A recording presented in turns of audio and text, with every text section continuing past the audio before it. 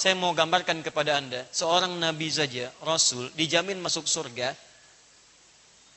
dijaga dari kesalahan, tingkat surga paling tinggi, dimuliakan dalam Al-Quran, masih ingin mendekati Allah dan dengan perjuangan yang tidak biasa. Naik bukit, kadang naik, kadang turun, kadang ada badai, kadang turun dulu, kadang ada gangguan, tapi tidak membuat beliau putus asa untuk mendekat kepada Allah Subhanahu wa taala. Antum siapa? Nabi bukan, Rasul bukan. Tidak ada ayat menjamin surganya Anda, tidak bebas dari kesalahan. Dan tantangannya sederhana, Anda tidak harus naik bukit lagi. Mushafnya sudah ada, Qurannya 30 juz, bisa pakai murattal, bisa pakai MP3, guru di mana-mana, mushafnya macam-macam, dari mushaf Khadijah, mushaf Aisyah, mushaf panjang, mushaf pendek, mushaf 18 baris, mushaf 20 baris, mushaf 24 baris. Kalau semua perangkat dikumpulkan pada Anda, belum mampu menggerakkan Anda mendekat kepada Allah, Anda butuh perangkat apa lagi? Coba dicek dulu. Barangkali selama ini bukan Qurannya yang susah, kitanya yang susah. Bukan Allahnya nggak dekat, kitanya yang menjauh. Wajar kalau hidup kita itu tidak mudah, karena persamaannya kalau Anda ingin mudah, dekati Allahnya. Jadi kalau hidup Anda susah, bukan Anda kurang hebat, bukan kurang kaya, Anda kurang dekat dengan Allah, itu poinnya. Anda ingin mudah kebahagiaan, yang punya kebahagiaan Allah. Bahagia itu falah. Anda diajak, hayya 'alal falah, yuk bahagia, Andanya nggak pengen. Baru dengar kalimat hayya 'alal falah, sudah Anda nggak suka dengan kalimatnya. Suara apa ini? Apa yang Anda inginkan? Jadi nggak jelas gitu. Pengen sesuatu dikasih nggak mau. Makanya kata Nabi, manusia itu aneh. Semuanya umatku akan masuk surga kata Nabi, kecuali yang nggak pengen. Jadi kalau nggak masuk surga, bukan Allah nggak ngasih, dianya nggak pengen. Itu masalahnya. Jelas ya? Nah, jadi kalau kita kembalikan ke sini, kalau Anda ingin mendapatkan hafalan yang cepat, dimudahkan, tidak ada yang sulit bagi Allah, maka cara pertama dekati dulu Allahnya. Seperti Nabi pernah mendekati Allah Subhanahu wa taala. Nah, bagaimana kemudian cara mendekati Allah itu? Caranya diatur dengan jalan-jalan yang luas. Besok saya terangkan untuk akhwat dalam sesi yang di Bandung, di Bandung kita sampaikan, tapi cara yang paling cepat secara singkat lewat ibadah. Ibadah disebut dengan turunannya disebut dengan syariat. Syariat itu dari kata syara'a. Syara'a seakar dengan kata syari. Syari itu artinya jalan. Anda mau ke sini mesti ada jalan. Kalau nggak ada jalan, bagaimana sampai di sini? Anda mendekat kepada Allah mesti ada jalan. Jalannya disebut dengan syariat. Jalan manusia disebut dengan syari'. Unwani fi BSD. Syari Tambun. Saya asalnya dari BSD, Jalan Tambun. Aina BSD? Bekasi sonoan dikit, ya. Syari, jalannya Jalan Tambun. Di Qaryati Kampung Cerewet, di Kampung Cerewet ada. Di Tambun tuh Kampung Cerewet, Kampung Siluman, lengkap semua. Nah, ini betul. Saya nggak ngarang. Pertama saya ke Tambun, dakwah saya di Kampung Siluman. Betul, serius saya. Anda yang belum pernah main ke sana. Oh, luar biasa. Nah, ini jalan hukum manusia disebut syariah. Jalan menuju Allah disebut syariat, syariah. Syara'a lakum minad din, syara'a lakum minad din. Din, ingin dekat kepada din Islam, mendekat kepada Allah, syara'a lakum, kami berikan jalan. Jalannya disebut dengan syariat, syariat. Di syariat itu asalnya jalan menuju Allah Subhanahu wa taala. Wujudnya apa? Ibadah. Salat itu syariat, zakat itu syariat, infak itu syariat, tilawah itu syariat. Jika kalau orang Islam ngaku masuk Islam, maka pasti akan menerapkan syariat Islam. Mustahil ada orang Islam tidak mengerjakan syariat Islam. Karena syariat itu artinya ibadah.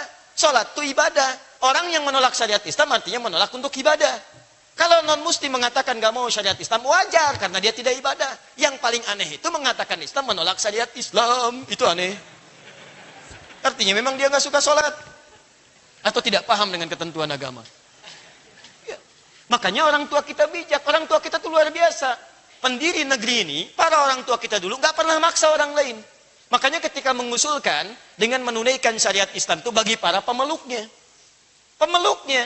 Karena memang pasti pemeluk Islam itu menunaikan syariat. Mustahil ada orang Islam gak mengerjakan syariat. Sholat itu syariat. Awas hati-hati, zakat itu syariat. Umrah syariat, haji syariat. Apa itu syariat? Jalan menuju Allah Subhanahu wa taala. Ya Allah, saya ingin mendekat kepadamu ya Rabb. Kemanakah jalannya? Ini sholat. Panggil sholat. Allahu Akbar, Allahu Akbar.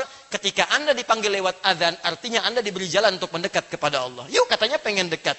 Bahkan langsung dijawab, hayya 'alas shalah, ayo salat. Salat itu syariat. Kenapa saya salat ya Allah? Hayya 'alal falah. Saya berikan kebahagiaan kepadamu dalam kehidupan. Saya berikan kesuksesan. Bukankah engkau mendekatiku ingin bahagia? Bukankah engkau mendekat kepadaku sujud meminta keberkahan dalam hidup? Bukankah engkau minta ampunan? Bukankah dalam salat engkau minta rahmat, minta rizki? Rabbighfirli warhamni wajburni warfa'ni warzuqni. Ya Allah minta rizki, ya Allah minta ampunan, ya Allah minta kasih sayang, ya Allah minta B, minta C, sampai minta Z. Ayo minta kepadaku. Makanya kalau orang benar-benar paham dengan ini, dipanggil sholat, senang dia. Hanya orang kurang sehat yang ketika dipanggil sholat tidak senang. Kurang sehat, karena orang sehat itu ketika diberi jalan dia ikuti. Nih, saya kasih gambaran ya. Misal, di tempat ini besok akan ada pembagian amplop. Untuk satu orang 5 juta rupiah. Ini contoh, ingat baik-baik. Hanya contoh. Contoh, ingat. Contoh. Baik. Ketika diumumkan hanya untuk 50 orang pertama. Pembagiannya pun dibatasi. Dari jam 6 pagi sampai jam 6 lewat 1 menit. Bisa. Karena spesial. Untuk hanya 50 orang. Terlambat Anda tidak mendapatkannya. Pertanyaan saya, bagi Anda yang mendengarkan informasi ini, bukankah Anda akan mencari alamat tempat ini? Bukankah Anda akan mencari jalannya? Dan hebatnya, untuk 5 juta rupiah, demi Allah saya katakan, pembagian jam 6, Anda hadir di sini jam berapa? Saya punya keyakinan 2 hari sebelumnya nginep di sini. Tungguin. Jumat jam 6, Jumat jam 6. Aduh, udah Rabu nih saya nih, kira-kira Masya Allah. Nunggu, begitu pembagian, ketiduran. Ini bisa. Luar biasa. Itu terjadi. Kita bayangkan, kenapa dia bisa dengan cepat motivasinya kuat, bahkan hadir, bahkan nginep, dan mencari jalan. Karena dia sadar ada kebahagiaan yang diberikan di situ. Cara pandangnya, selama ini, kebanyakan orang-orang misalnya, saya salah kalau mengatakan kebanyakan, sebagian dari orang-orang mengatakan dirinya Islam, tidak mempelajari nilai-nilai keislaman. Dan dibuat bahasan yang bias oleh sementara orang tidak bertanggung jawab. Makanya ketika dipanggil sholat, kok bisa ada orang dipanggil sholat malas? Anda mau dikasih dunia dan seisinya, bahkan lebih daripada itu, bisa malas. Dikasih 5 juta, dikejar-kejar. Anda mau diberikan segala ampunan, rizki dan kemudahan, malas. Dikasih 500 ribu sampai nginep. Silakan cek. Apa yang salah gitu.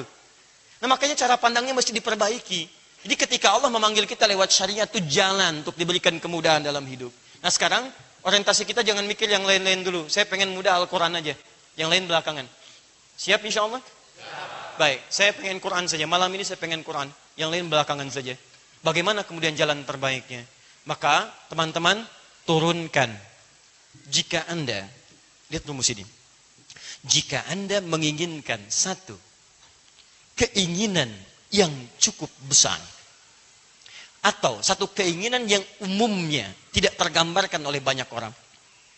Maka Anda mesti melakukan ibadah yang lebih dikerjakan oleh banyak orang.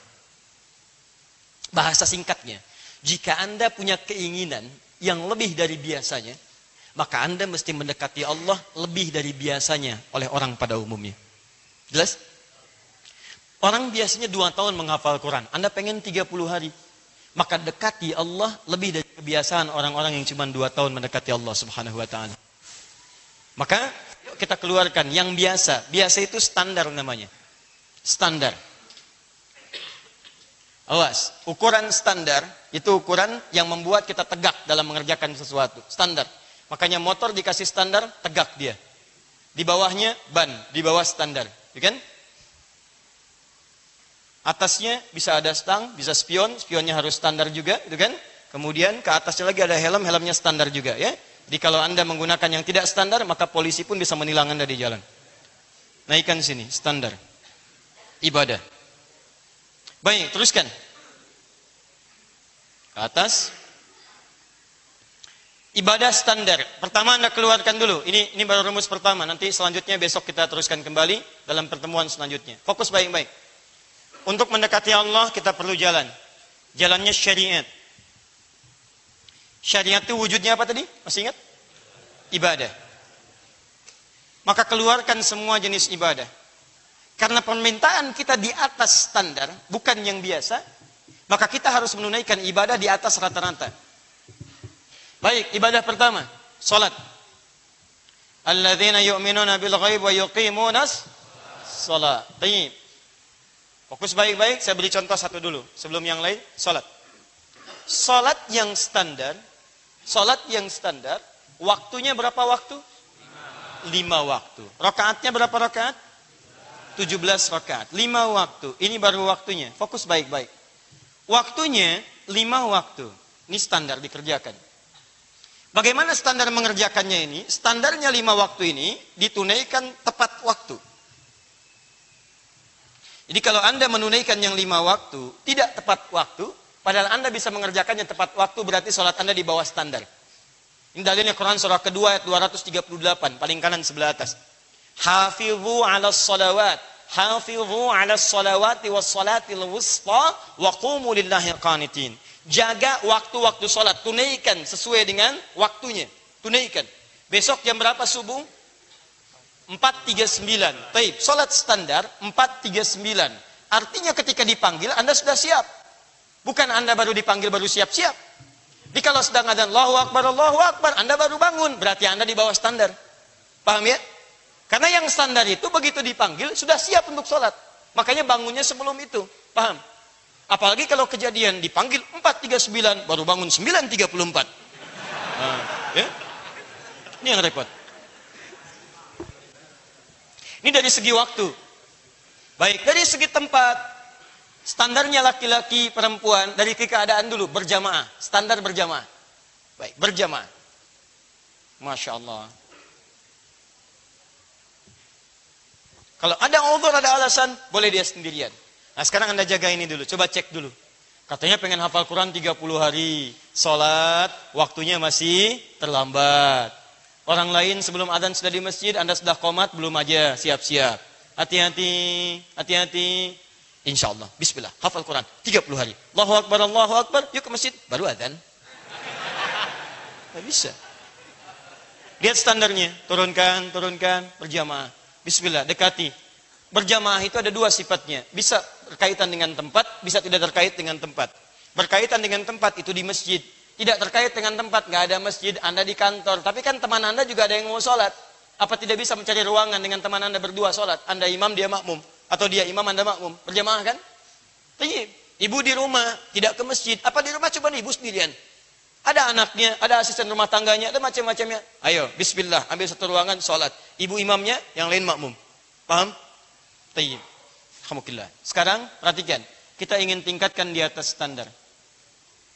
Bismillah. Yang standar itu sholatnya fardu. Kalau di atas standar, tambah kemudian. Bukan tambah bilangannya. Subuh biasa 2 jadi 3 misalnya. Bukan. Ya. Tapi tambah nilai dari yang fardu ini dengan tambahan yang disebutkan oleh Quran. Tambahannya disebut dengan nafilah. Hukumnya disebut dengan sunnah. Maka kalau Anda ingin mendekati Allah supaya cepat dapat hafal Quran, tingkatkan dari yang standar. Tambah dengan ibadah sunnah. Keluarkan semua jenis sholat sunnah yang mungkin Anda kerjakan. Ini belum memulai hafalan. Ini baru fase pendekatan kepada Allah. Rumus cepatnya, keluarkan menu salat sunnah.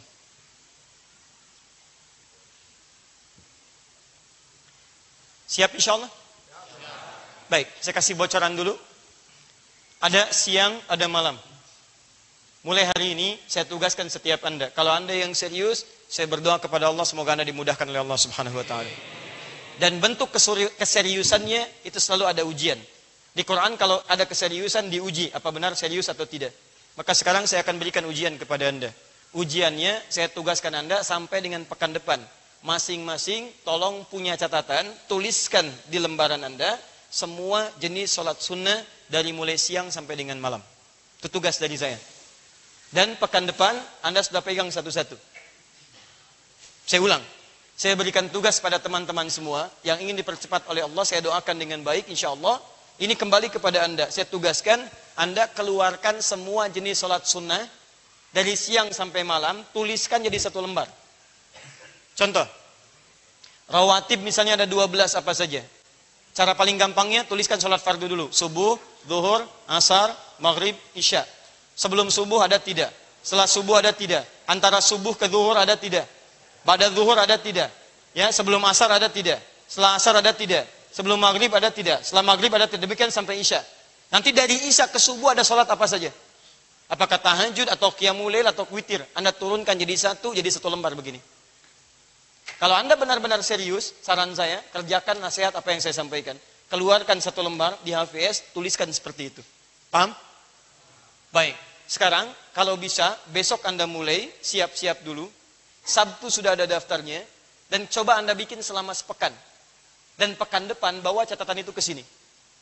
Catatannya berbentuk seperti ini. Tuliskan jenis sholatnya di sini. Misal, 2 rakaat qabliyah subuh, sebelum subuh. 4 rakaat sebelum zuhur. Di sini ada duha sebelum zuhur, ba'da zuhur, sampai ke isya, sampai ke tahajud. Bikin kolom begini. Saya mintakan kolomnya seperti ini. Tulis di sini aja misalnya jenis sholatnya. Jenis sholatnya di sini. Sebelum subuh 2 rakaat. Duha, syuruk dulu, duha. Sebelum zuhur, ba'da zuhur, sebelum asar, sebelum maghrib, ba'da maghrib, sebelum isya, ba'da isya, tahajud atau qiyamul lail, witir. Tuliskan sampai sini. Begitu selesai, buat harinya di sini. Mulai hari Sabtu. Jumat besok siap-siap dulu. Sabtu, Ahad, Senin, Selasa, Rabu. Gini kan. Kamis. Jumat istirahat, Senin sampai dengan Kamis. Sabtu sampai dengan Kamis. Sabtu mulai. Anda kemudian berikan checklist di sini. Kalau Anda kerjakan, checklist begini. Jelas? Kalau tidak Anda kerjakan, silang begini, berikan tanda tanya. Paham? Jelas ya? Nah, kemudian kalau bisa, sediakan kolom kecil. Masih mau hafal Quran 30 hari? Jelas ya? Teruskan lagi. Paham? Nanti kita lihat, Kamis pekan depan, berapa konsistensi Anda dalam Anda mengumpulkan semua ini. Saya berikan insya Allah kabar gembira kepada Anda. Kalau saya hidup sampai pekan depan, dan kita juga hidup, akan demi Allah saya katakan, Anda konsisten seperti ini, akan ada perubahan terjadi pada hidup Anda, demi Allah saya katakan. Akan ada perubahan terjadi. Kalau tidak percaya Anda silakan. Silakan. Hal pertama yang akan Anda dapatkan adalah ketenangan pada jiwa Anda. Selanjutnya, itu luar biasa. Ya, ini mulai ini. Ini baru sholat. Sudah menghafal? Belum, kita baru mendekat. Saya mau percepat diri Anda, makanya coba Anda ikuti dengan baik. Bukankah Nabi sebelum datang ke Gua Hira beliau konsisten sholat malam? Sholat malam, dekati Allah Subhanahu wa ta'ala, terus mendekat. Apa yang terjadi? Begitu Qur'annya turun, Nabi ingin cepat menghafalkan dengan kekuatannya. Tiba-tiba Allah berkehendak lain. Turun Quran surah 75 ayat 16 sampai 18. La tuharnik bihi lisanaka lita'jala bih. Inna 'alaina jam'ahu wa qur'ana fa idza qara'nahu fattabi' qur'ana. Muhammad, enggak usah kamu gerakan cepat-cepat lisanmu untuk cepat menghafal Quran. Biarkan kami yang menghimpun Quran dalam jiwamu. Kamu cukup ikuti bacaannya. Jadi begitu Jibril membacakan, ikuti. Sudah ada Quran dalam dirimu.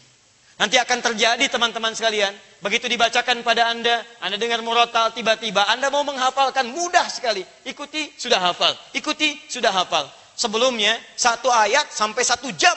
Sekarang, 1 ayat 1 menit. 1 juz 10 menit. Itu luar biasa. Itu terjadi. Dan yang paling hebat, ada orang nanti 1 hari bisa 20,5 halaman. 1 hari. Biasanya 1 hari, 1 halaman. Sekarang Masya Allah, 1 hari, 20,5 halaman. 2 hari, Masya Allah, 41 halaman.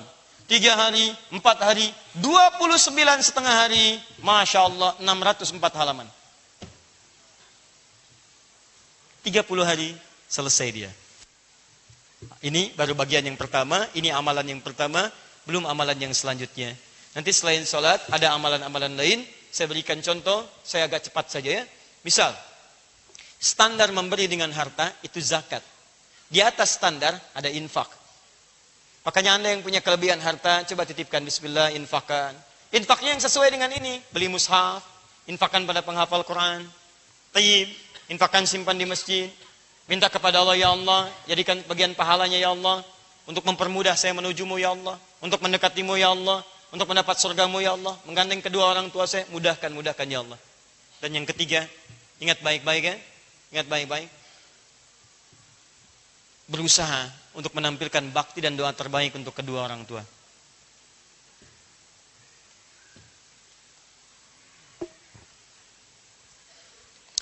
Saya tidak akan ceritakan untuk yang ini karena bisa menghentikan ta'lim kita pada malam hari ini.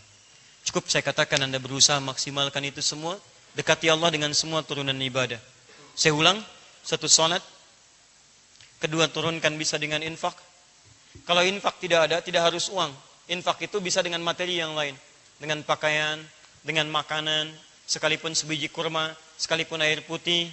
Masya Allah, dulu tuh saya senang melihat di daerah-daerah. Orang mau haji, simpan minuman. Atau bahkan bukan musim haji, simpan minuman. Orang haus bisa minum di mana saja. Sekarang saya jarang temukan seperti itu. Dulu tuh ada gentong disimpan di luar. Kadang-kadang orang mau minum, tinggal ngambil saja minumannya, air, minum, indah sekali. Dulu masih kelihatan seperti itu, sekarang kayaknya agak menghilang gitu. Ayo teman-teman berbagi, Anda tidak ada menggunakan infak dengan materi, gunakan yang ketiga namanya sedekah. Sedekah itu setiap kebaikan yang mungkin kita lakukan. Maka kalau Anda ingin jadi ahli Quran, mulai hari ini berubahlah jadi orang baik. Ya, tidak bisa berbagi dengan harta, berbagi dengan tenaga. Datang ke masjid, alih-alih kita infak dengan materi kita kemudian sedekah dengan tenaga kita. Ada kotoran, ambil. Ada sampah, ambil. Ada yang kotor, bersihkan. Niatkan karena Allah Subhanahu wa taala. Tidak bisa dengan tenaga, dengan ide. Sampaikan ide-ide yang baik.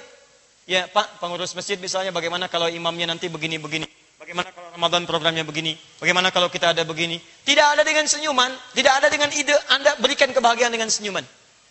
Supaya orang bahagia merasakan kehadiran dalam kehidupan. Begitu Anda tingkatkan semua nilai kebaikan karena mendekat kepada Allah, di situ akan terjadi perubahan pada hidup Anda. Nanti yang terakhir, semua fase ini diiringi dengan berusaha memperbanyak bacaan Al-Quran. Terakhir, di sholat kerjakan, infak kerjakan, sedekah kerjakan, nilai-nilai kebaikan kerjakan, dan bersamaan dengan mengerjakan ini, berusaha memperbanyak membaca Al-Quran. Dekati Quran dengan cinta. Baca. Dengarkan cara membaca, tanyakan yang susah dibaca, baca. Perbanyak bacaan. Sehingga sebelum menghafalkan, jiwa Anda sudah menyatu dengan nilai-nilai kemuliaan dalam Al-Quran. Ada kalimat yang sering didengar. Ada kalimat yang sering diungkapkan. Sehingga dengan sering Anda mengucapkan dan mendengar ini, begitu Anda menghafal, ada percepatan dalam hafalan Anda. Paham? Nah, kita punya waktu sampai dengan Ramadan. Kurang lebih ada 1 bulan ke depan. Lebih 7 hari kurang lebih, atau lebih 5 hari. Insya Allah ada sebulan lebih sedikit untuk mempersiapkan itu semua.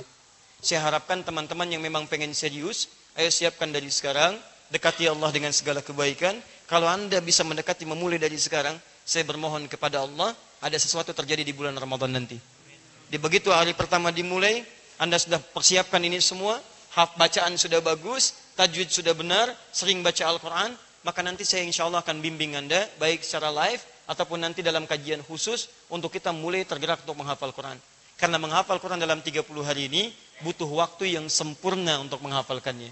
Bagaimana cara waktu yang sempurna itu? Itulah pertemuan kita di Kamis berikutnya.